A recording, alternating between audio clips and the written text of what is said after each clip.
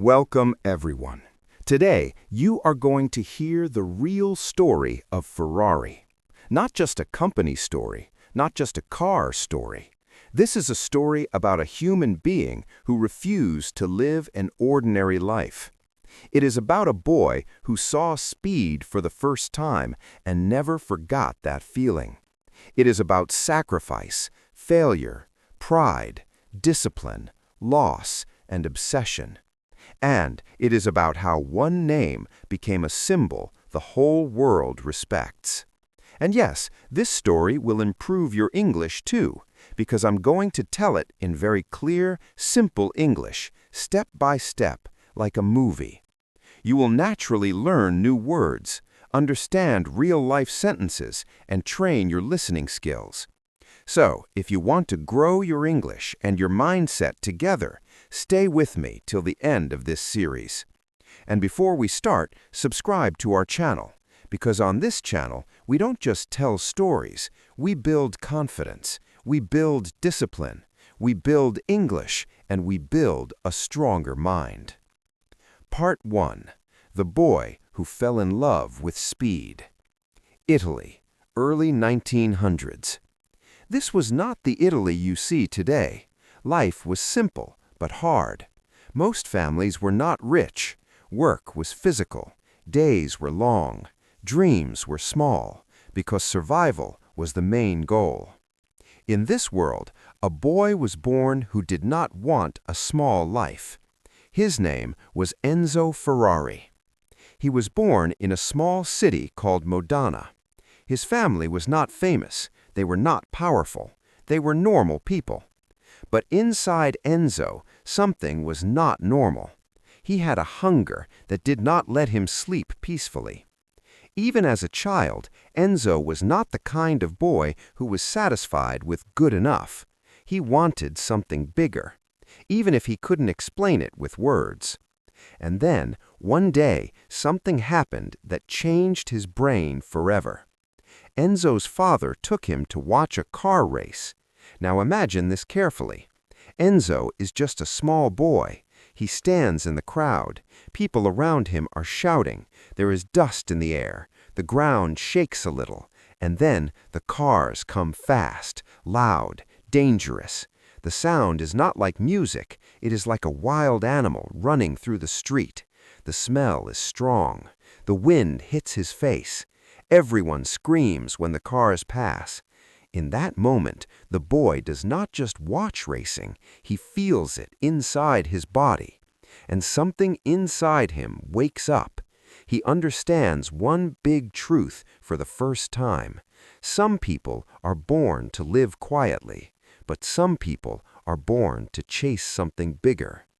From that day, Enzo's heart was connected to racing, not because it looked cool, because it felt like life, because it felt like purpose. But here is the painful part.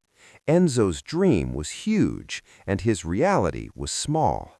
He was not born into a rich racing family. He was not surrounded by powerful people. And in those days, becoming a racer was not easy.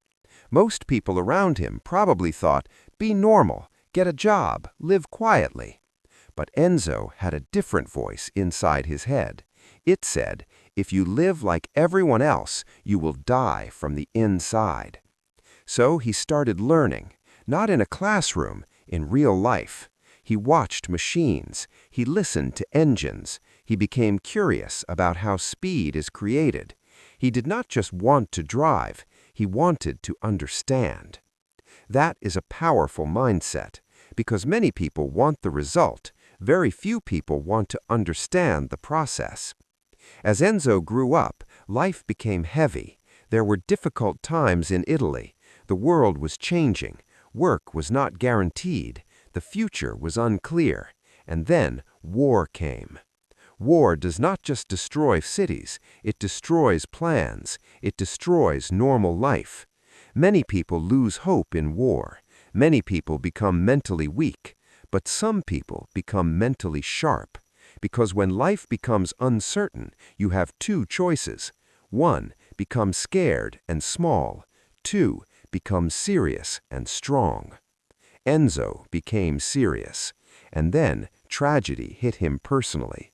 His father died. His brother died. Imagine that pain. A young man carrying grief, carrying loss, carrying pressure, and still trying to build a future. Most people would stop dreaming after that. But Enzo's dream did not die. It became darker, more intense, more serious. Because sometimes pain does not destroy you. Sometimes pain builds the strongest version of you. Enzo needed work. He needed a path, so he started looking for a job in the car industry. And when he finally got a chance, he took it seriously. He began working with cars in different ways, learning how things work, learning the world, learning how people think, learning how machines survive pressure. And slowly, he moved closer to his real goal, racing, not as a fantasy, as real life. Enzo eventually became a racing driver. Enzo was not a perfect driver. He was not the greatest champion behind the wheel, and that could have broken him. Because many people think, if I'm not the best, I should quit. But Enzo thought differently. He realized something deep. Maybe his real gift was not only driving. Maybe his real gift was building something bigger than himself. A team, a system, a culture, a legacy. This is where Ferrari truly begins, not with a car, with a mindset shift. By the time Enzo reached his 20s, he had already learned 3 powerful truths. 1. Life will not give you an easy start. 2. Pain will come even when you don't deserve it. 3. If you still keep moving forward, you become dangerous in a good way. And Enzo kept moving. He started stepping deeper into the racing world, not only as a driver, but as someone who understood the bigger picture. He observed everything. How races are won, how teams are built, how machines are improved, how drivers break under pressure, how discipline creates victory. And without knowing it, he was preparing to create something that the world would never forget. Part 2. The man who stopped driving and started building a legend. Enzo Ferrari was no longer just a young dreamer. He had pain behind him. He had experience inside him, and he had fire in his chest. He had raced. He had seen victory. He had seen failure. And slowly, he understood something very important. He was not meant to be remembered as a driver. He was meant to be remembered as a creator. This is a powerful moment in any person's life, when you realize, I am not just here to participate, I am here to build something. That realization changed Enzo forever. Enzo continued working in the racing world and became deeply connected with Alfa Romeo, one of Italy's major car manufacturers at the time. He did not just sit in the car anymore. He organized teams, he selected drivers, he studied machines, he improved performance. He started thinking bigger. Instead of asking, how can I win? He started asking, how can we win? That small change in thinking is what separates workers from leaders, and Enzo was becoming a leader. He was serious, strict, demanding. If a mechanic was careless, he noticed. If a driver was mentally weak, he noticed. If a car lacked power, he demanded improvement. He believed one thing very strongly. Racing is not about luck. Racing is about preparation. And this mindset became the foundation of Ferrari. In 1929, Enzo created something that would change history. He founded a racing team called Scuderia Ferrari. At this time, Ferrari was not yet building its own cars. Scuderia Ferrari operated cars for Alfa Romeo. It prepared racing vehicles. It managed drivers. It organized racing strategy. But here is what most people don't understand. Scuderia Ferrari was not just a team, it was a laboratory of excellence. Enzo treated racing like war preparation. Every detail mattered. Engine tuning, weight balance, driver focus, pit strategy, timing. He built a culture where average performance was unacceptable. And slowly, the name Ferrari began to grow inside the racing world, not as a luxury brand, as a serious competitor. This was the real beginning. Not money, not fame, performance. During this time, Enzo adopted the famous symbol that would later become one of the most recognized logos in the world, the prancing horse. This symbol originally came from a World War I fighter pilot named Francesco Baracca. His family encouraged Enzo to use the symbol for good luck. Enzo added the yellow background, the color of Modena, his hometown. That horse was not chosen randomly. It represented power, energy, movement, freedom. Even before Ferrari built road cars, the identity was forming, strong, proud, unapologetic.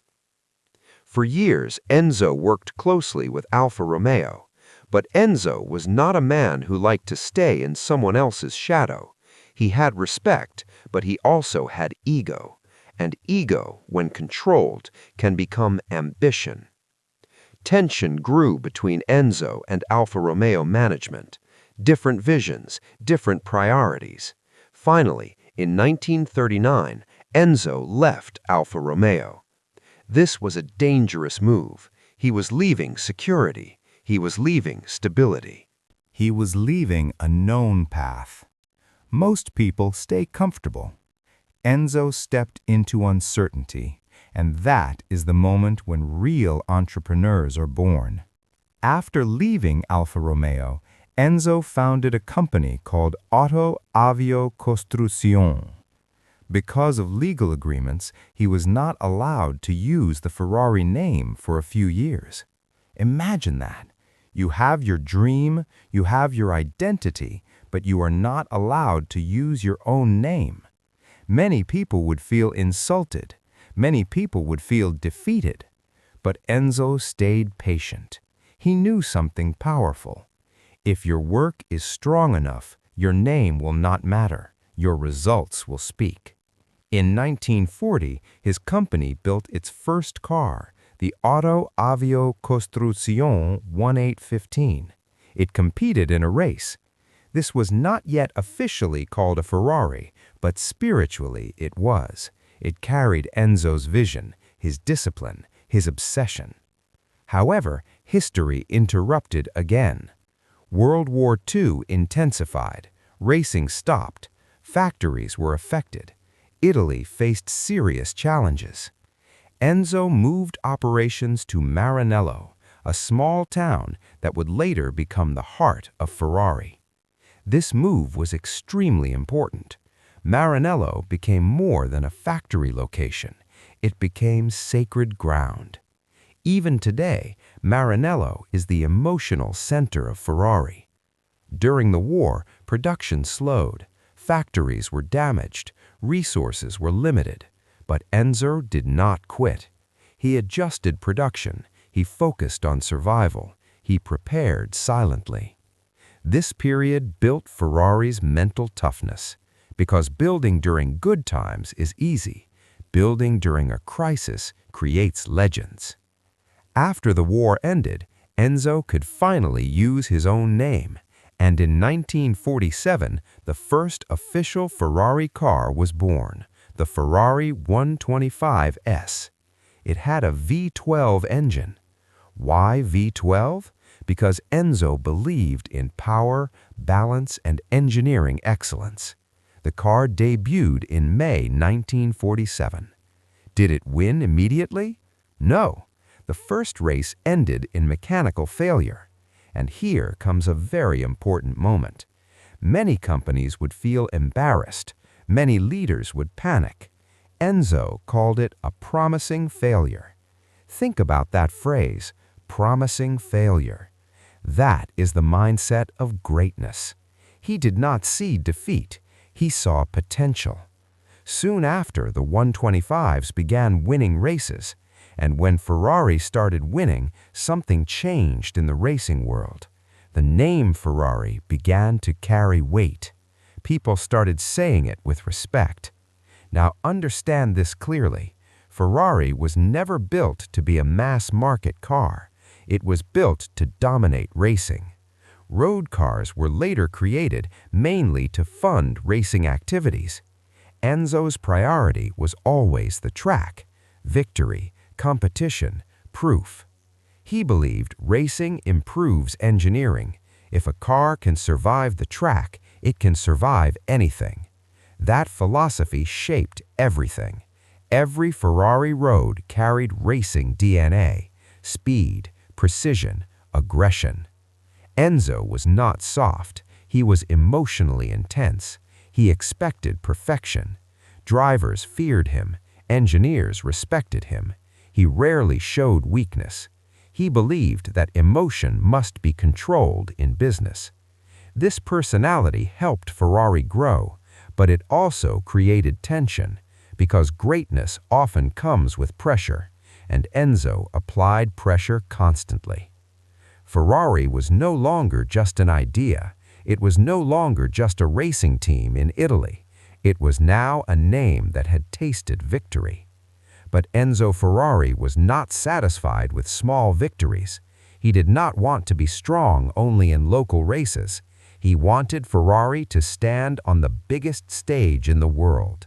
And that stage was Formula One. In 1950, the Formula One World Championship officially began. This was not just another racing event. This was the highest level of motorsport. The fastest drivers, the most advanced machines, the most intense pressure. And Ferrari was there from the very beginning. Ferrari is the only team that has competed in Formula One continuously since the first championship in 1950. Think about that. Many teams came and disappeared. Many brands failed. Many companies gave up. Ferrari stayed year after year, win or lose. That consistency built respect. At first, Ferrari had to fight hard. The competition was fierce. Other manufacturers were strong. Mistakes were expensive. But Enzo believed in long-term dominance. And in 1952, Ferrari won its first Formula One World Championship with driver Alberto Ascari. That victory was not just a trophy, it was proof. Proof that Ferrari belonged at the top. And once Ferrari reached the top, it did not want to come down. For Enzo Ferrari, racing was not marketing, it was personal. When Ferrari won, he felt alive. When Ferrari lost, he felt angry. He studied every defeat. He questioned every engineer. He demanded improvement. His standards were extreme, but extreme standards create extraordinary results. Ferrari became known for powerful engines, especially its V12 designs. The sound of a Ferrari engine became emotional. It was not just mechanical noise, it was passion, it was pride, it was Italian fire. But racing in the 1950s and 1960s was extremely dangerous. Cars were fast, but safety was limited. Drivers risked their lives every time they stepped into the cockpit. Ferrari experienced victories, but Ferrari also experienced tragedy. Some drivers lost their lives. Accidents happened. Families suffered. These moments affected Enzo deeply, but he rarely showed emotion publicly. He believed racing required courage. He believed drivers understood the risks. This period built Ferrari's reputation as fearless. Ferrari was not safe. Ferrari was intense, and intensity attracted legends. Now the story becomes dramatic. In the early 1960s, Ferrari faced financial pressure. Racing was expensive. Road cars helped fund racing, but it was not always enough. At this time, Ford Motor Company from America approached Ferrari. Ford wanted to buy Ferrari. Negotiations began. For Enzo, this was complicated. Selling could bring stability, but selling could also mean losing control. Everything seemed close to agreement. But then something happened.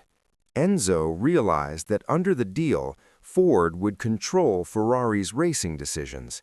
That was unacceptable. Racing was his soul. So at the last moment, Enzo walked away. He refused the deal. Ford was furious. Henry Ford II felt insulted, and from that moment, a rivalry was born. Ford decided to defeat Ferrari at the 24 Hours of Le Mans, and in 1966, Ford's GT40 defeated Ferrari. For Ferrari, this loss was painful. But here is the powerful lesson. When pride is attacked, true competitors grow stronger. Ferrari did not disappear. Ferrari rebuilt. Ferrari fought back.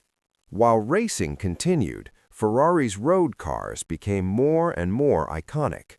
Cars like the 250 series became famous for both beauty and performance.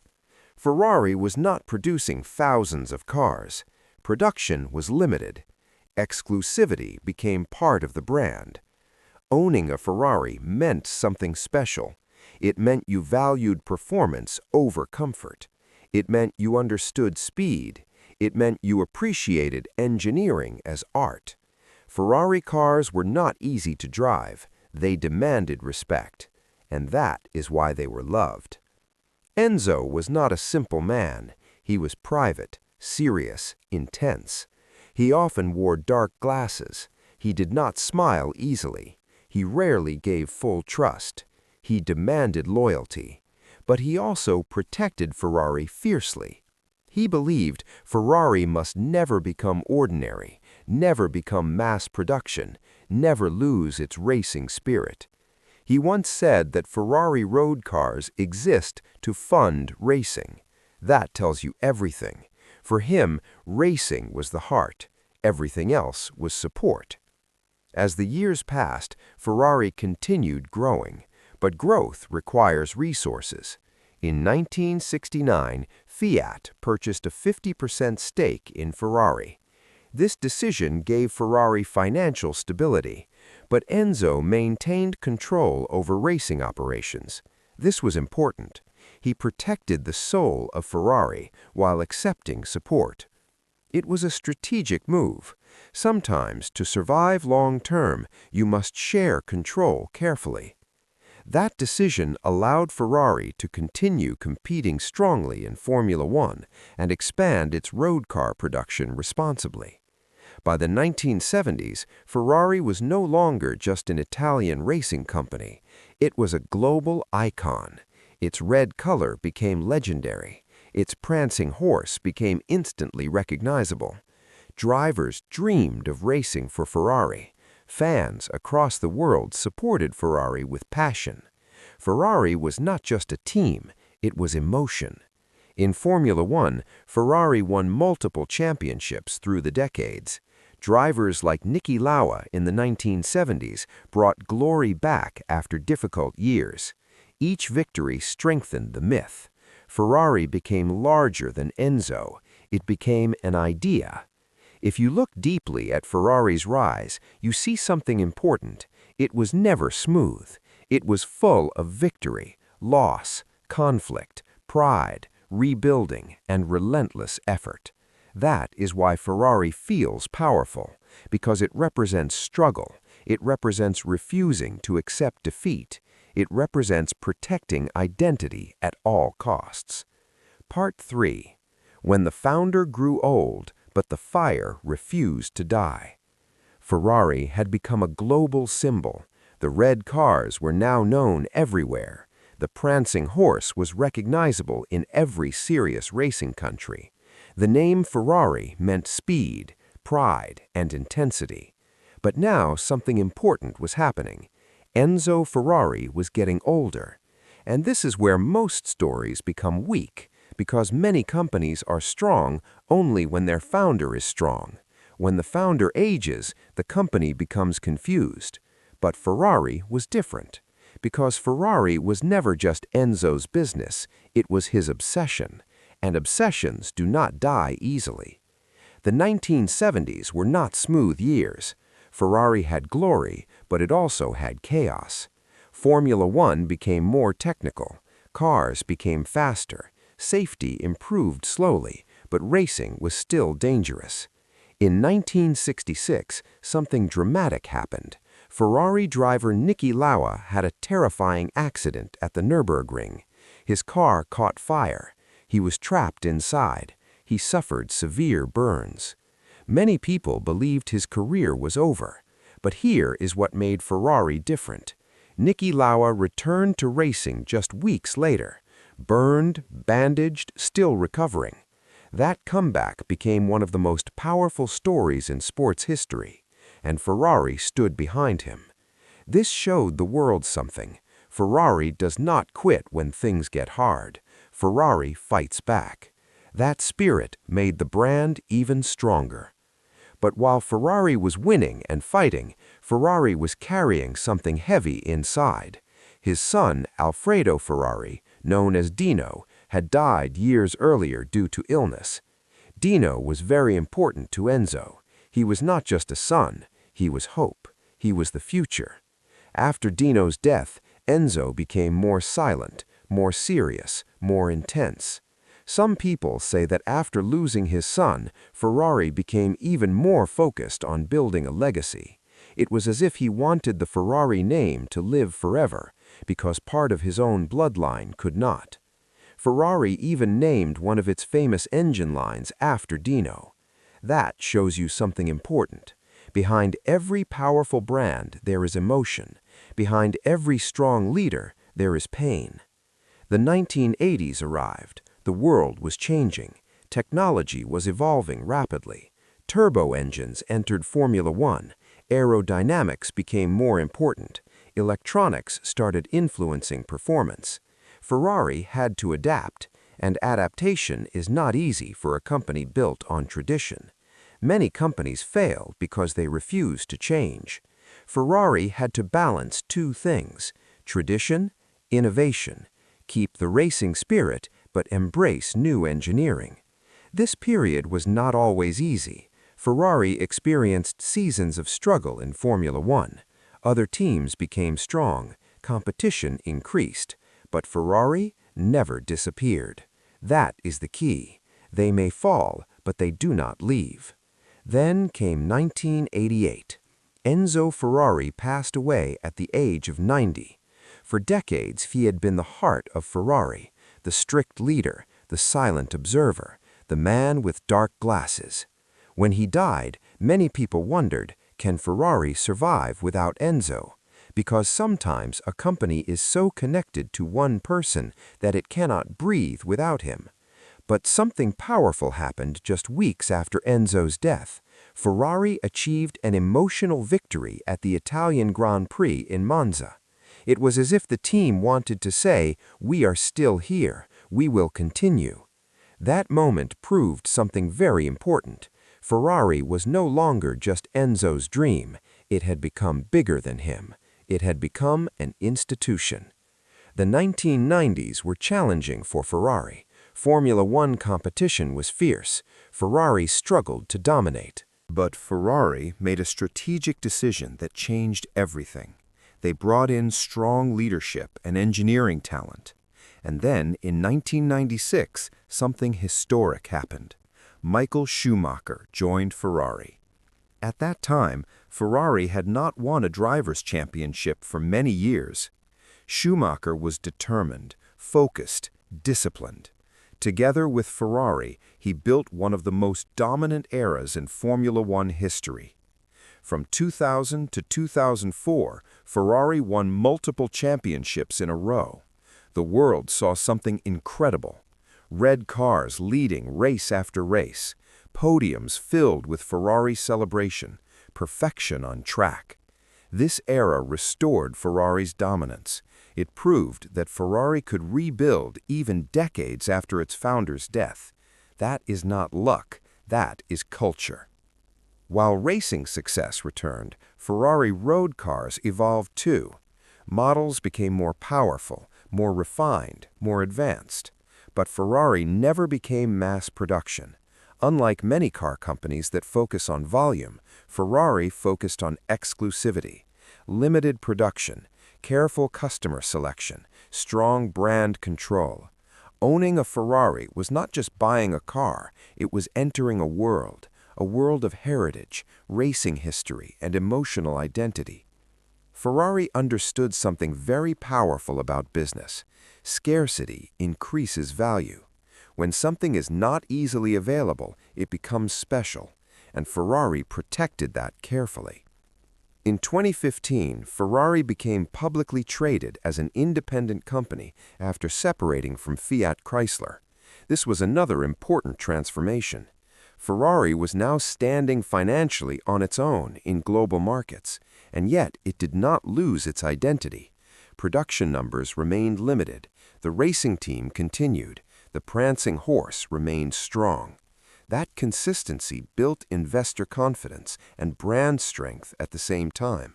If you study Ferrari deeply, you see one clear pattern: different decades, different drivers, different technologies, but the core stays the same. Performance first, identity protected, excellence demanded.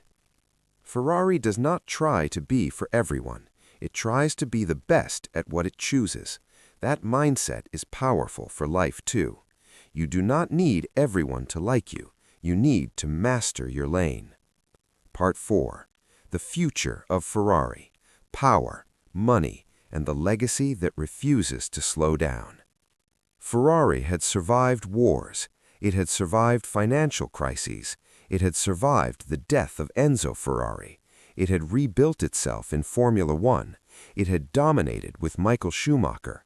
It had protected its identity. Now the world was changing again, and this time the challenge was bigger than racing. The world was moving toward electric cars, environmental rules, new technology, new competitors, new expectations. The question was simple: can a brand built on loud engines and burning fuel survive in a quiet electric future? Many people doubt it, but Ferrari does not panic. Ferrari adapts, slowly, carefully, strategically. Ferrari understood something very important. It is not just a car company, it is a luxury performance brand. And luxury is not about volume, it is about control. Ferrari produces a limited number of cars every year, even though demand is much higher. Why? Because Ferrari believes in scarcity. If everyone can have it, it is not special.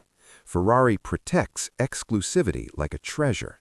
This is a powerful business lesson.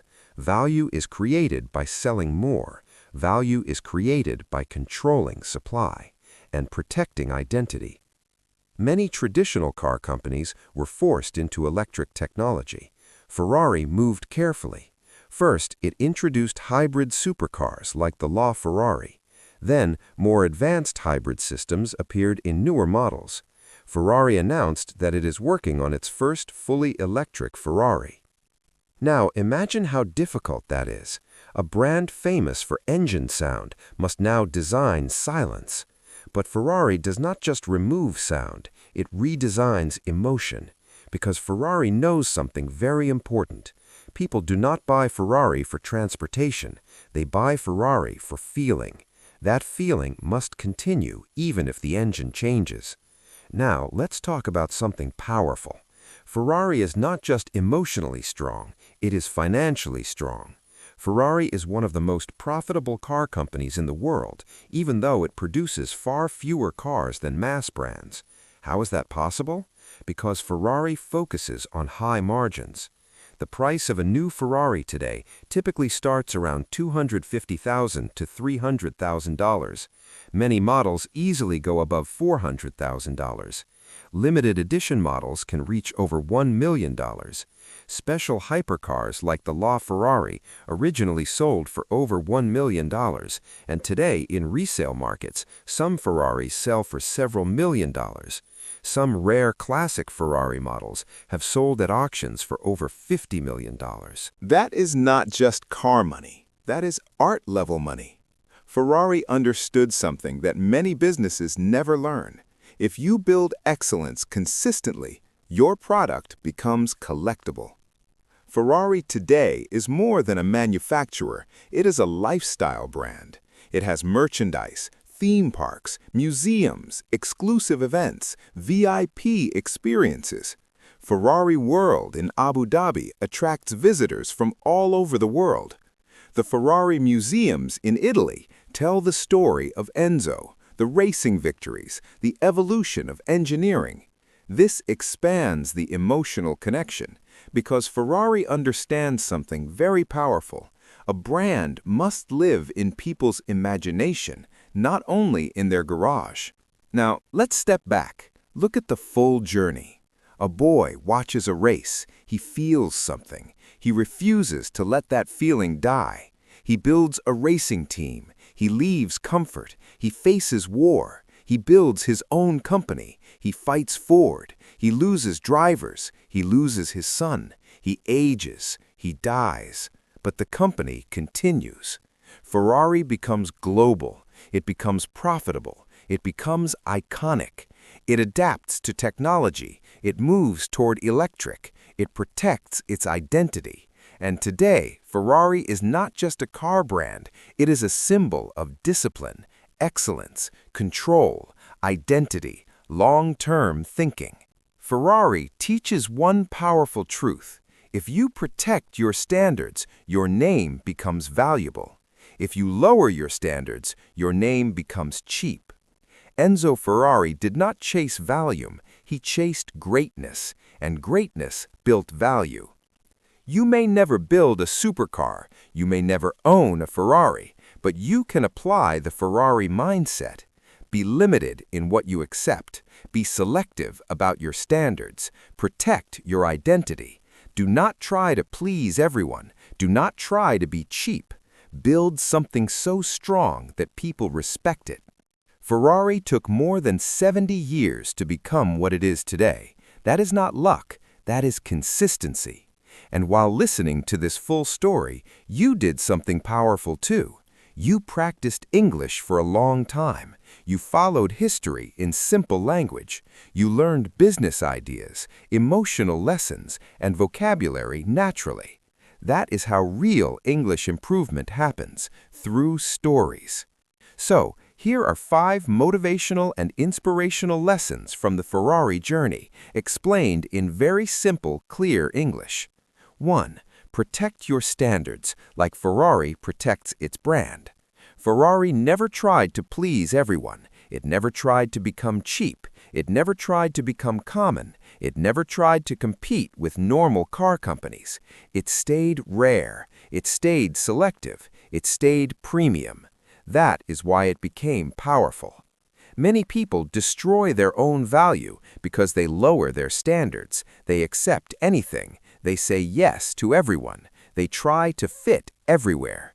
But Ferrari teaches, if you protect your standards, your value increases. If you protect your identity, people respect you in life. Do not try to be everywhere. Be excellent somewhere. 2. Pain can build power.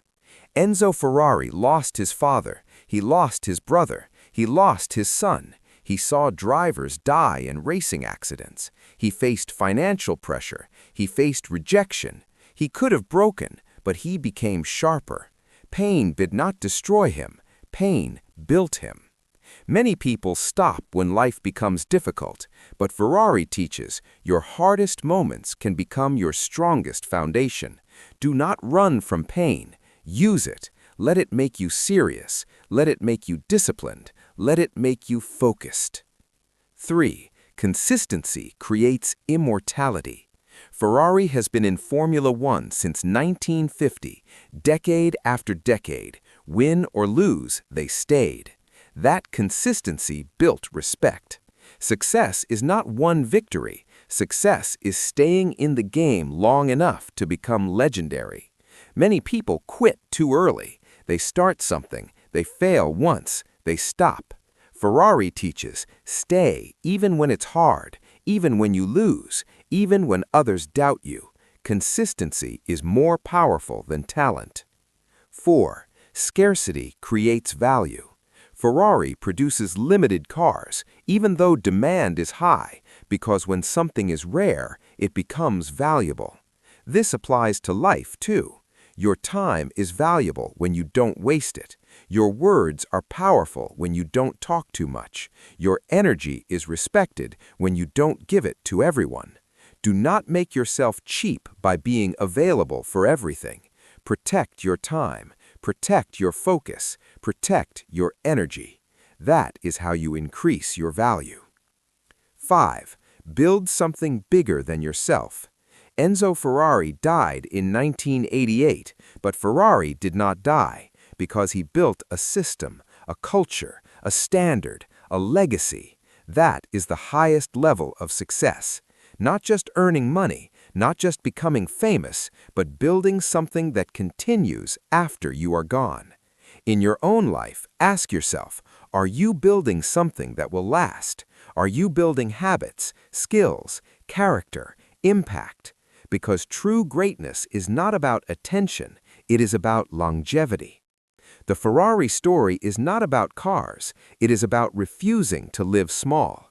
It is about protecting your identity. It is about staying consistent when others quit. It is about turning pain into power.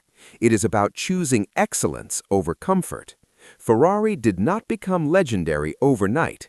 It took decades of discipline, decades of pressure, decades of focus, and that is why it became priceless.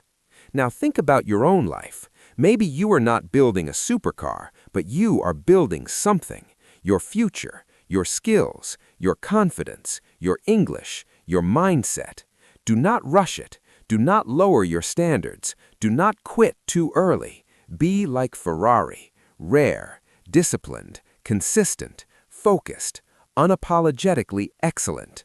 Because one day, if you stay strong long enough, your name can become valuable too.